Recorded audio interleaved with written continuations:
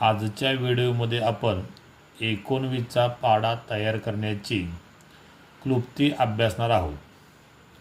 तुमच्यासमोर मी प्रथम लाल कलरमध्ये 1 पासून 19 पर्यंत क्रमागत विषम संख्या लिहिलेल्या आहेत आणि आता मी इथं खालून वरती 0 1 2 3 ते 9 पर्यंत क्रमागत अंक लिहिलेले आहेत.